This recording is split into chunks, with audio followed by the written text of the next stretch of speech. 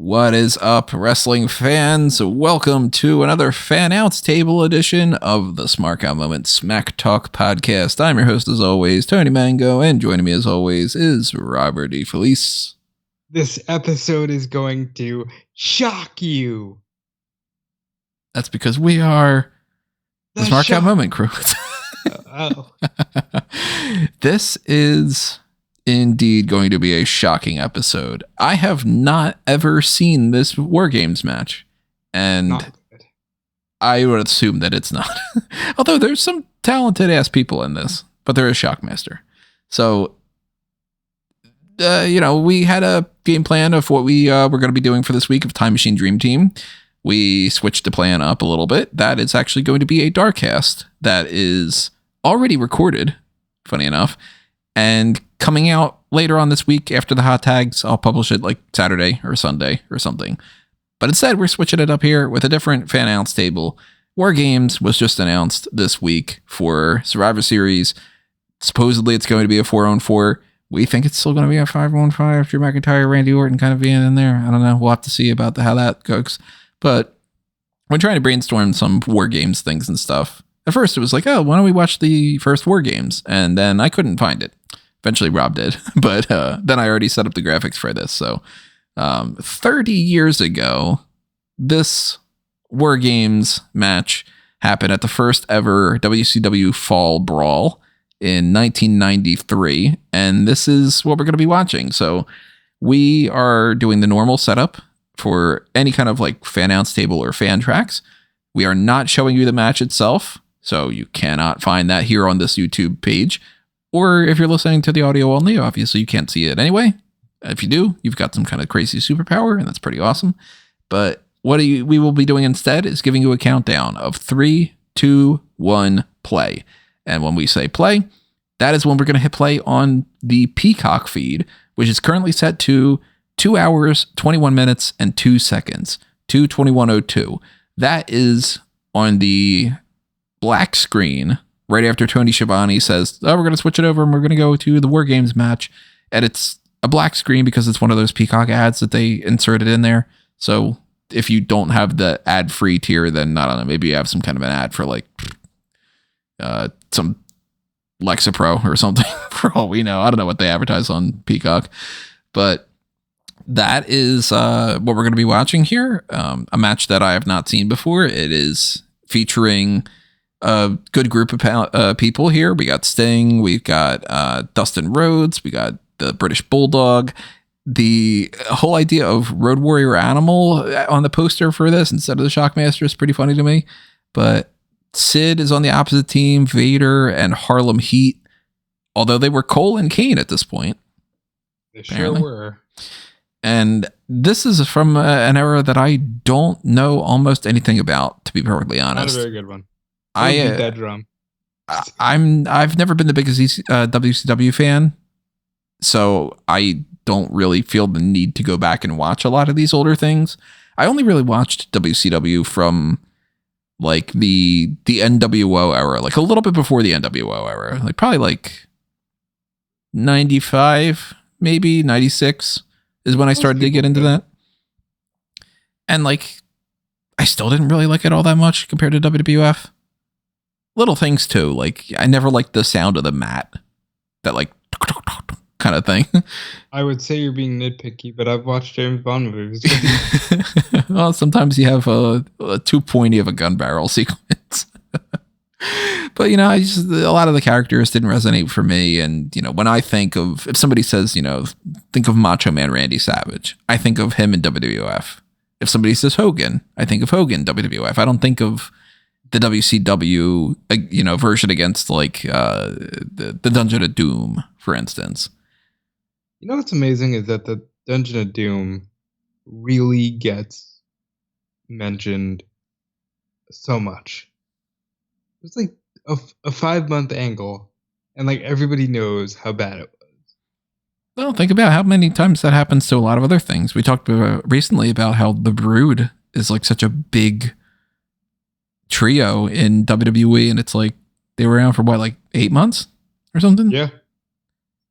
And then you got like D-Generation X, was like a 2-year thing or so. Like, it's crazy. And yeah, the amount of times that I'll look at something and I'll be like, oh man, it's been 9 years that somebody was on the roster. And that's like, oh, I just had that moment. I think I sent that to you with Balor. Balor, it's been 9 years, I think. 9 years. Yeah, it was 9 years like Tuesday, I think. So it's like Balor's been on the roster for 9 years. That's like double the amount of time that Yokozuna was in there. That's like Balor being on the roster for 9 years is about the time that Hogan was in the company for his first run. The Austin side of things.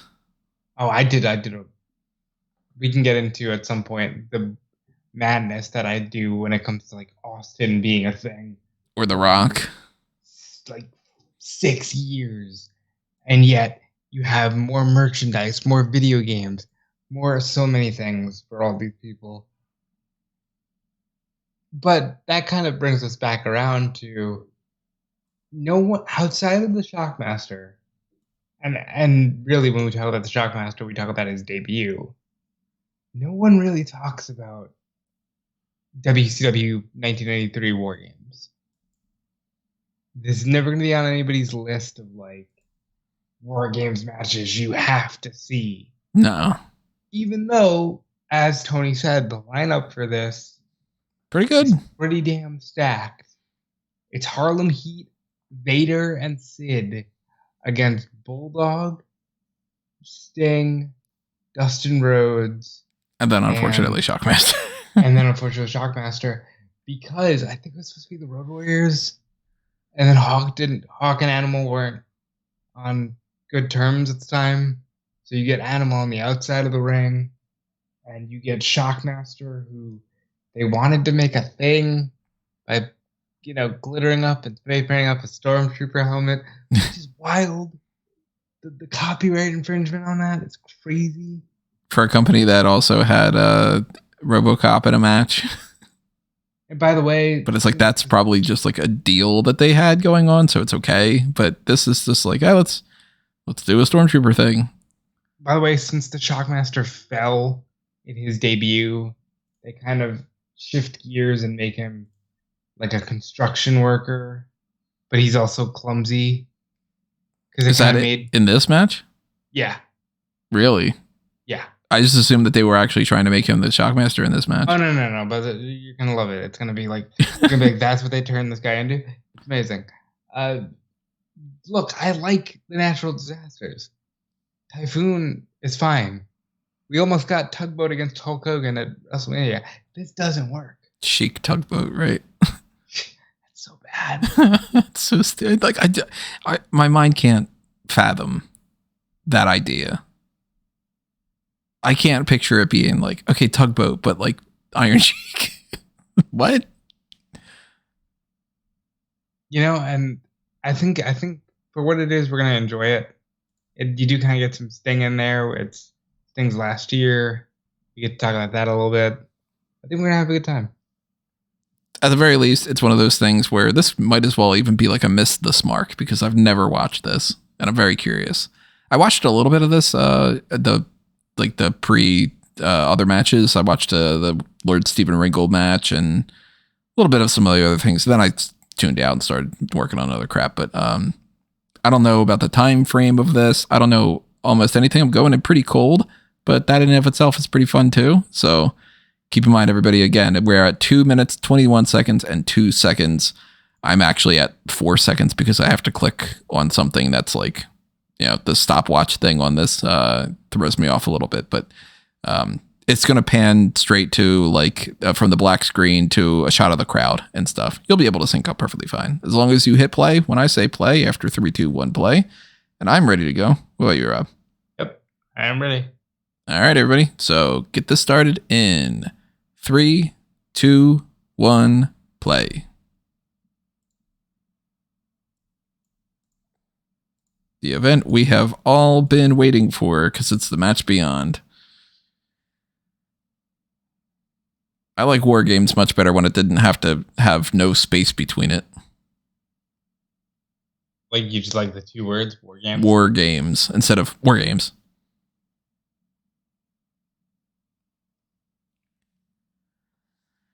I wonder if Cody's fighting them on like, put the fucking roof on the cage.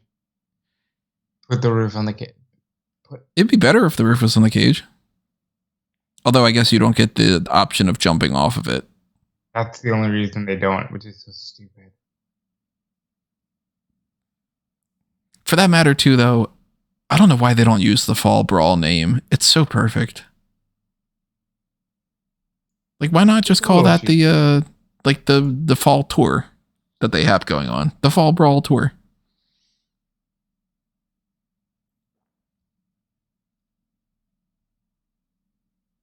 Wait a minute, I was not paying attention to the rules on this. Is this not regular just pinfall? No. Well, fuck me. Yes, but it's submission or surrender. The match beyond. Because it's the match beyond. Because WarGames is just that. It's just a game. You're just beating the shit out of each other. And the match beyond the WarGames only begins when... It's so cheesy, but it's so good. This is one of my guilty pleasure stipulation matches. I love WarGames matches. I'll admit I'm not the biggest fan. I think WarGames is essentially just a regular steel cage that you wait a little bit, but it is fun. Like, I mean, the matches that I've seen in like the NXT and stuff like that, like they've been fucking good matches. How much better would it be if the steel cage itself wasn't bastardized? Yeah.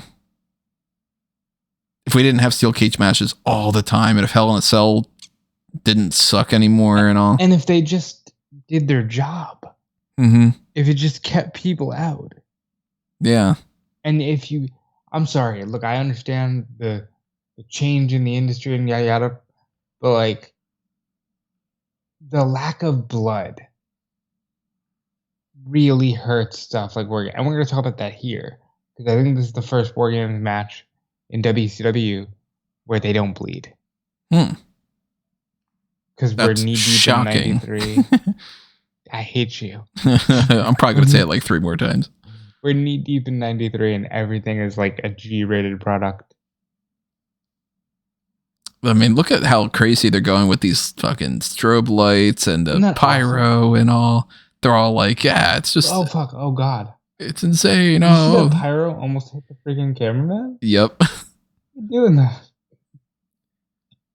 That's the pyro beyond. And like this music is all trying to be epic. Psycho Sid Vicious rules the world. I love Signs. I miss Signs. If I ran a wrestling company, I would encourage fans to bring. Look at how empty the crowd is.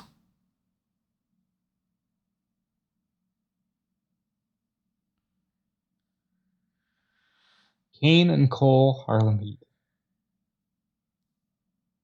And it's like, look at the difference between how they're doing this and how WWE would do it. WWE would give everybody their own entrance. Because it would be like, oh, well, we need like Vader's theme.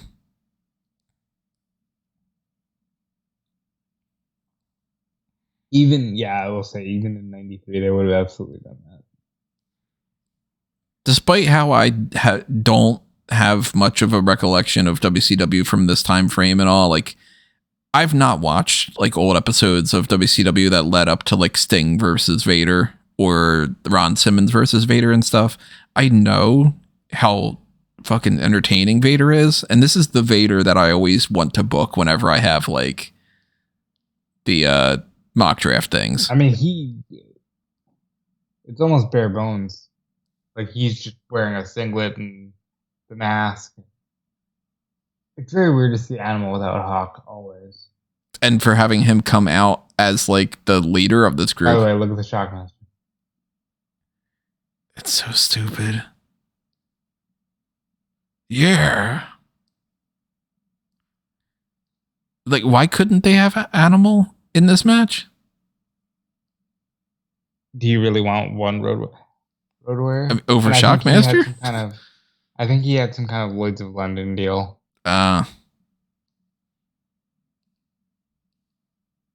Like, they really should have just realized that the Shockmaster thing was stupid as all hell before they even did that backstage falling it down and screwing it all up thing. Like, they just, come on, you know?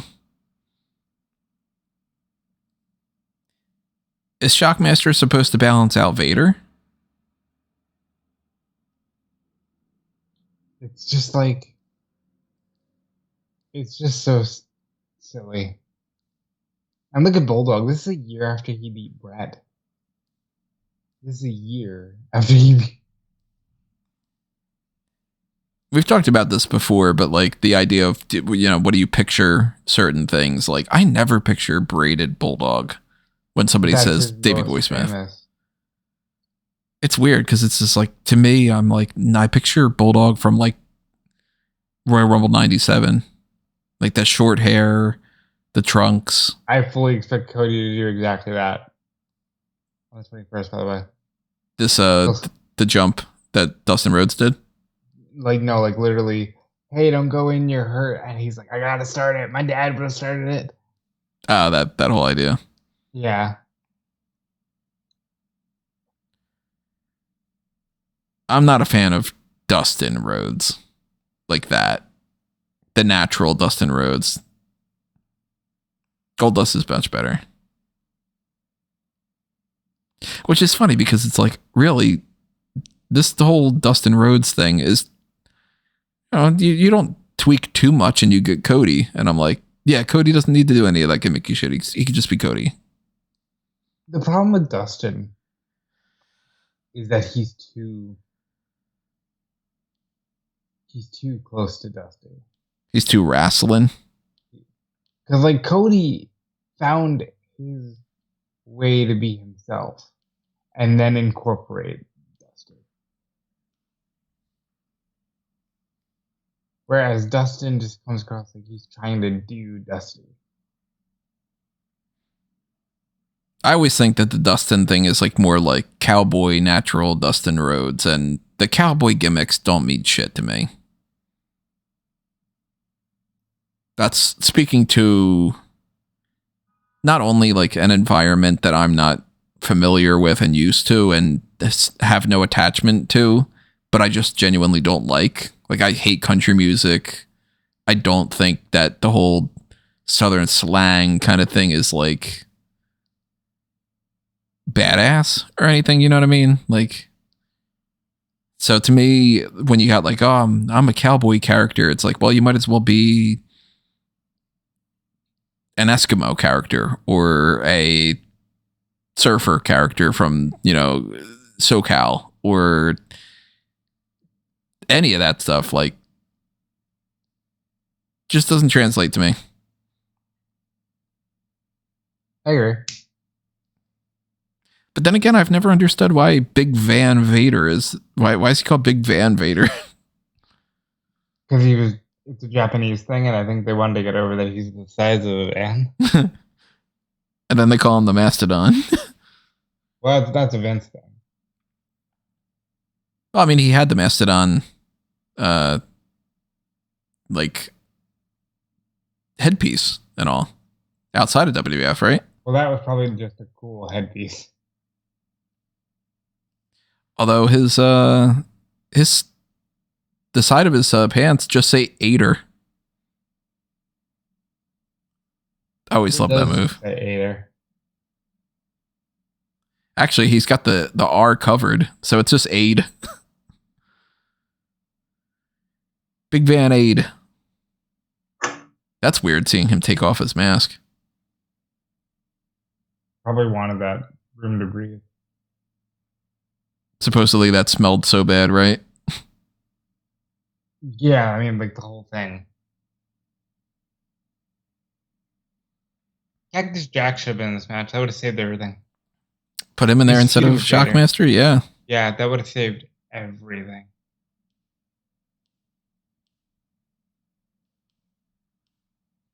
I wonder why people like Vader go with that kind of a haircut. What, like the double mohawk? Yeah.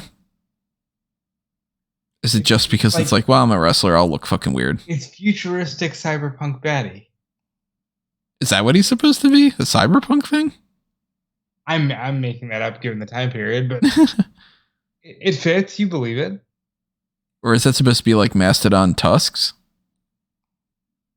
I hate that, but you're probably right. It's just like tire tracks. They're really doing this whole heading out with the boot thing quite a bit. For that matter, Vader's taking more of a pounding on here than I would think that he would. Especially if Dustin's supposed to be like injured. But Dustin's also supposed to finish the story.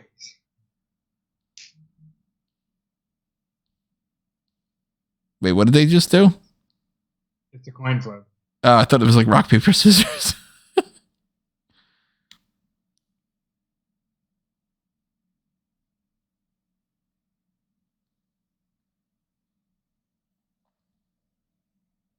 That cage is down low.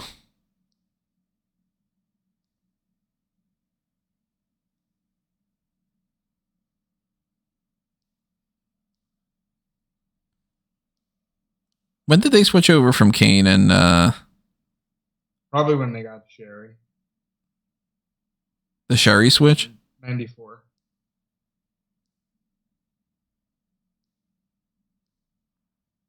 They're so much better off just being Booker T and Stevie Ray.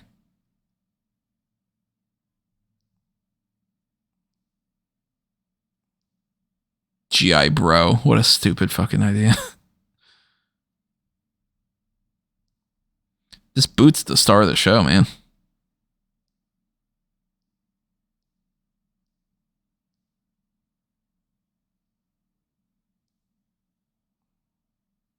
It's weird for me, too, to hear Jesse Ventura on commentary. Are you a fan? For his time frame, Jesse was a good color commentator guy.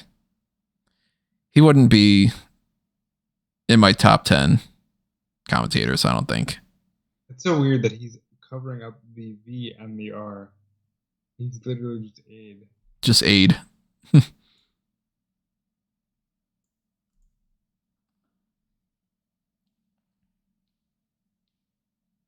He's bleeding. Ain't got time to bleed.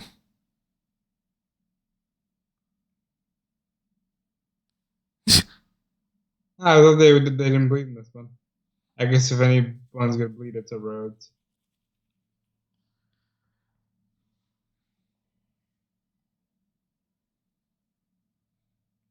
Where's Ventura on your commentator list? Is he in your top 10 or outside of that too? Top 10? If he is, it's like 9 or 10. I haven't really thought about it. Oh wow, sending Sting in that early. It's Steve. I wish that I watched WCW around this time frame because I got a feeling Sting would totally be my favorite. I think he'd be one of your only favorites. Probably. Then again, I probably would like Ric Flair because he's an asshole. So.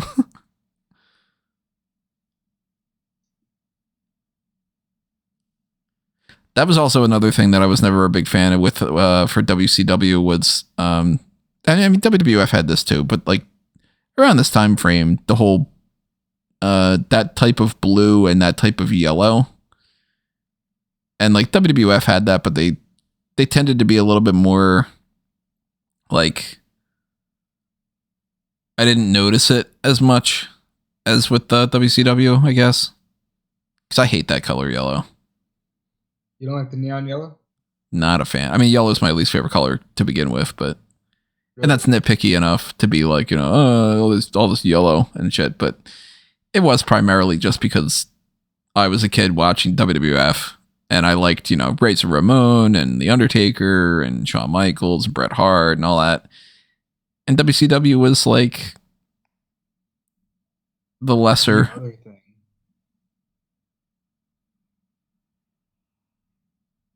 I still don't know how I got into wrestling though. As much as I think about it, like my dad wasn't as big of a fan as I was. So it's not like it was like, oh, he was watching that and I got into it because of him.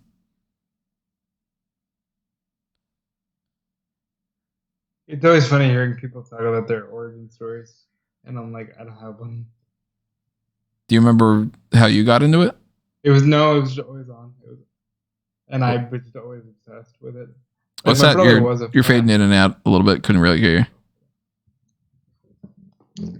Yeah, I don't have an origin story. It was just always on. My brother was a fan, so I can attribute it to that. That probably makes sense, though. I took it to such a different level, and like it was just always the thing I was obsessed with. Like, there's just so many videos of me just like glued to the TV, and you could hear Vince in the background. Oh, what a maneuver! He got him out of the Royal Rumble. He's. I always go back to, like, I know that I dressed up as Hulk Hogan for Halloween when I was 5. So I had to be a fan prior to that. But fuck if I could remember 4 years old, you know what I mean? I mean, like, I will never know the moment where I was like, yeah, this is the thing, this is it.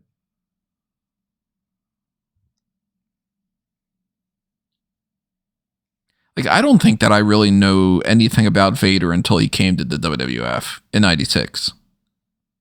Oh, yeah, that's my only recollection of it as well. Because, like, a lot of this happened before I was cognizant. Yeah, I mean, there's an age gap there, too. I mean, yeah, like, this happened a month after I was born. This is September of 93, so I'm 6 years old at this point. That's hard enough to remember, you know? And I never bought these pay-per-views. I didn't have the money for that. I was always a kid who was obsessed with finding this shit. Especially like this era. Like the old tapes and stuff? Yeah, like, or like in the days of the internet, like I would look high and low for things like this. Because like this era was so hard to find. Mm-hmm. WWF or WCW. Like 93 was so hard to get a hold of. That's the second time that they did that spot in this match. It's funny, you'll laugh because it's like a major pay-per-view, but even things like a major show like this, they were hard to get a hold of. Yeah. Like a Fall Brawl with the WarGames wasn't just floating around on, sharing sites or anything. I've told the story before, but like there was one tape of the 1996 Royal Rumble in any of the places around me. And it was the tape that somebody had taped over that, the Royal Rumble match. So it's like, I didn't see the 96 Royal Rumble up until like, maybe like 2005 or something. Like whenever I was able to actually search for it on the internet. And I was probably watched it on like Daily Motion or something. Like I was always searching for like things like, for me, the 91 Royal Rumble, hard to find. Yeah. 93 Royal Rumble, never found it until like the network. It's just funny because 93 was one of the ones that I had readily available at my Blockbuster. So I had watched that more than a lot of the other ones. And like I was obsessed with classic wrestling, go figure. And it was just so hard to find. So I would get so geeked every time I found something like this. Even though like, yeah, there's nothing major going on here. Like, you're not going to remember this. No. Sid doing some fucking jumping around. That was not necessary. Weird placement of how they're bringing these people in, too. To have, like, you split up Harlem Heat. And it's like, that's your final person on that team. Instead of having Sid be the final person, you start with Vader, you have Harlem Heat, and then Sid. Wouldn't that make more sense? Yep. And it's like, we're going to save Shockmaster for the end. Like, oh, I understand why they did that. The big switch over to Shockmaster, because... No, they just didn't want him to wrestle for too long.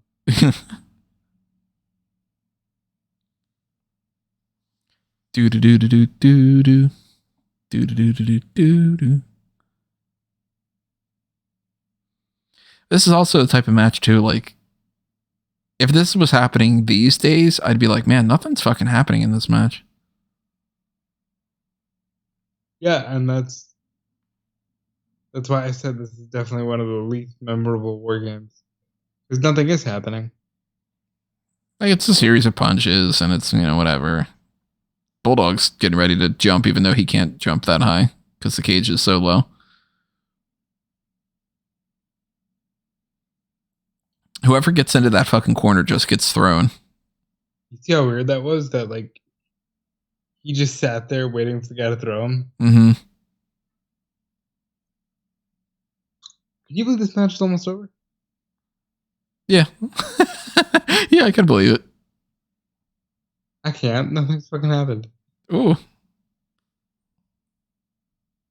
Look at him trying to wake up the crowd. Was that book? I don't know for sure. I didn't quite get to see which one of the two it was.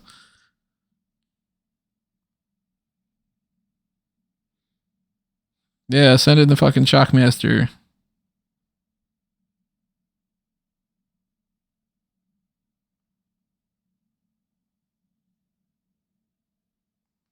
Will he fall?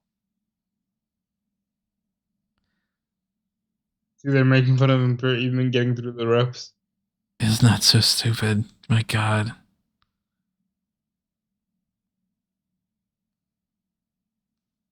My God, he actually is bigger than Vader.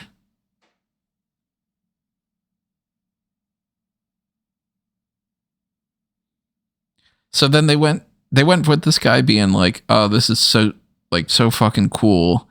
He's a dope. Let's make fun of him, but then he's also going to be serious at the same time. Yeah, because the ship had sailed as soon as he fell over.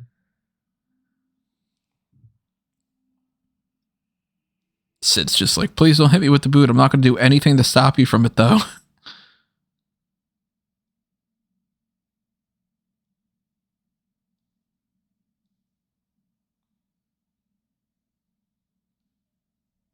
How many weeks after the Shockmaster thing did this take place? Do you know offhand? Probably like 2. It's over. I happen to know that this is the final move match.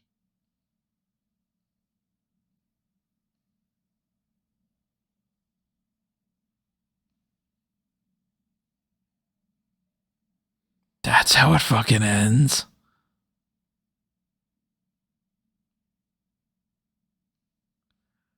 Woof. Okay, for context, listeners, I offered Tony Wrestle War 92, which is a great WarGames match. And I even offered a more relevant to his era cluster of the 98 WarGames. Because at least you can joke about Warrior and stuff while watching like Brett and DDP. And I'm like, no, I want to see the Shockmaster one. Then again, it wasn't like I was expecting this to be the best match I've ever seen. This is probably the worst WarGames match. You know what? It's going to give me more context to appreciate the one that we get this year.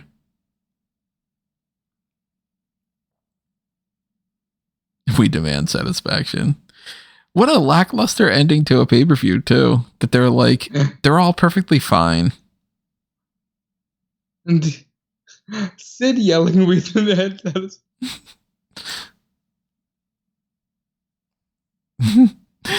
And Booker, I'm gonna kill somebody.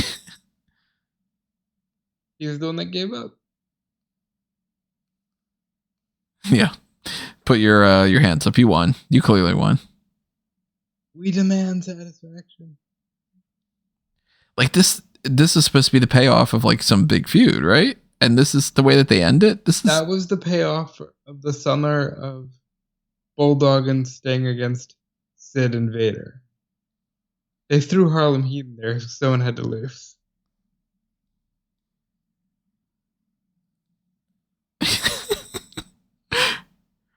I'm sick and tired of this crap. Like, what is this?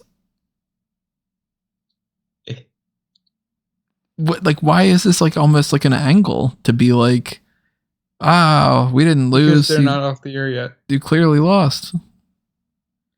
Because WWE would have cut off the show as the baby faces were leaving. And the baby faces are like not who we tracked with.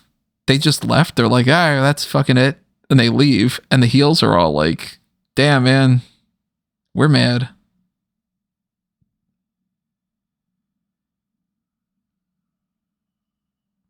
All right, folks. Well, blame Tony. Hey, blame WCW. I didn't book this shit. If I booked it, it would be more of a big man buffet. That's basically what they gave us. Nah, they're too small. It would need to be just Sid, Vader, Shockmaster. He is going to go fight Sting one-on-one. Who, Sid? Yeah.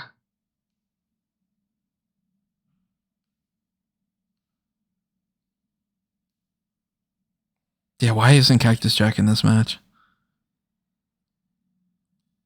I mean, I guess if they wanted to do that for Halloween Havoc. Wow. Yeah, Cactus Jack should have been in this match.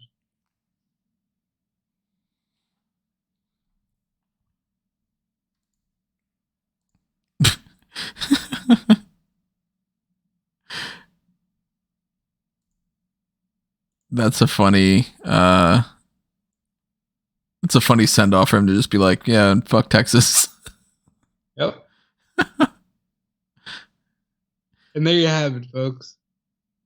That is the first Fall Brawl WarGames. That is the worst WarGames match. I'm glad I watched it. People will tell you it's Hogan versus the Dungeon of Doom. No, at least the babyface side is stacked. Like, this was silly. That seems like such a flat ass way to end this too. Like it just ended. They were like, okay, we won. Let's adios. And the heels are just like, nah, man. It's why they were in the mud for so long. Yeah. It's not about, oh, we got Hogan and everything turned around. No, they needed like a whole team. That's one of the things I don't like is like you succeed by a team and you fail by a team. You know? Yeah, no matter like how much people talk about like Hogan saving his era or Austin being the Attitude Era. If it was just Austin and nobody else was interesting, people wouldn't watch the show. Right. It's one of the reasons why everybody talks about the Bloodline angle, and I don't vibe as hard with it because I'm like, the rest of the show is not great. Mm-hmm. And there's a lot of really, really good talent that's out there these days. But then when you have to sit through a 3-hour episode of Raw and you end up having a lot of matches that end up being kind of meh, those 3 hours, they take a long time. I'm glad that we watched this, though. This is definitely going to give me some more context of the WarGames match that we're going to get, which is going to be so much better. Yeah, and I think, like, so if I had to just judge my top 3 favorite WarGames, it's probably the 96 one, number 3, the first one ever for number 2, and then the 92 one in the number 1 spot. But, like, there were a lot of years where it was just, it's kind of like we joke about WWE now. Oh, it's October, we're doing Hell in a Cell. It very much became, it's Fall Brawl, we're doing WarGames. Seems like that's what the whole November, it's Survivor Series, it's WarGames thing's coming around to already. Which isn't terrible. I'll take WarGames over meaningless brand supremacy, although they're bothering to make it mean more, which is good. I just wish that could only happen when they actually need to. I like AEW's approach better, where it's like Blood and Guts doesn't need to be the same time every year. Well, but then again, they're doing that with Stadium Stampede and stuff. So if you pay attention, WarGames is Blood and Guts is the same time every year. Is it really? Yeah. I didn't notice that. It's like, it's in that May-June range. Huh. Hold on, I'll do this real quick because there's only been like 3 of them.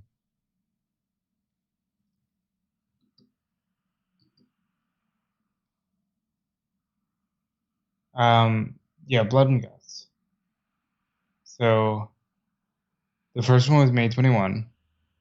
The second one was June 29. And the third was July 19th. So, like, it's... So the next one's August. And then the one after that, September. They're going to go 1 month. Hey, they could. It's in that same range of, like... It's the midway point of the year. It's going to depend on when Double or Nothing falls, probably, because that's usually, like, Stadium Stampede. So they do kind of have their own tropes. They just don't do the blasphemous thing of like, hey, we're calling the event Hell in a Cell, and that's the only reason you're getting Hell in a Cell. Survivor Series. Teams of 5 fight to survive. In all sorts of different variations. They've messed around with that event so much over the years. I always enjoy that. I like when like they all have survival context, like casket match, survive. It's the ultimate match of survival. Don't die. Like, buried alive match, the deadliest game tournament. Yeah, you got to survive the tournament and the sole survivor. Like, there's ways to play around. Soul Survivor could be a tournament thing. It's a good name for it. But WarGames this year, whether it's 4-on-4 or we end up getting 5-on-5, I'm sure it's going to be much better than this. And it's going to have much more meaning overall because that's going to be leading us into this, hey, screw you, it's WrestleMania time type of time frame. And we'll be talking about that in 2 weeks, I think. Is that when? Around 2 weeks from now. 3 weeks from now. 2 weeks from Saturday. So 2 weeks from... It's about 16 days. I'll blink and it'll be fucking here. Yep. So we'll talk about that when we get around to the pay-per-view point stuff. But obviously, we want to thank you for listening to this Fannounce Table, not Fan Tracks. We're not on Fanboys Anonymous right now. But you should check out Fanboys Anonymous. You should go over to fanboysanonymous.com because if you like the Fannounce Table, then you should be checking out the Fan Tracks over there where we watch movies and TV shows and do it in that kind of way. Make sure that you are also hitting the like button on this video, subscribing to this YouTube channel, ringing that little notification bell, setting up your email alerts for those pay-per-view point post shows for things like WarGames coming up and Full Gear coming up before that. If you want to help us out on the monetary side of things, check out the Patreon or click that join button on YouTube. Get access to the Darkcast that we already recorded. That's going to be posted later on this week. Take advantage of the Pick Your Poison tier, toss a little spare change our way through the thanks button, or pick up merchandise on Redbubble and TeePublic. And make sure you are also going to the link tree on amangotree.com and following all those different accounts for not only Smark Moment and Fanboys Anonymous, but also my personal stuff at Tony Mango. And make sure you're following Rob. And you can follow me everywhere at Dude Police. You can check out my work on Fightful or WrestleZone. Check out dudepolice.com at some point in some form. And forever coming soon. Forever coming soon. Thank you for listening to this, everybody. We will see you next time with the hot tags and then that Darkcast. And then next week, we're getting into Full Gear, carrying on throughout the rest of this set of November stuff. We're going to get some WarGames action a little bit later on this month where we talk about the Marvel versus DC stuff that I had booked on the side. So that'll probably be a Darkcast for December. But, plenty more games stuff coming your way. Adios for now, though, everybody. This has been another Smark Out moment, and we are being counted out.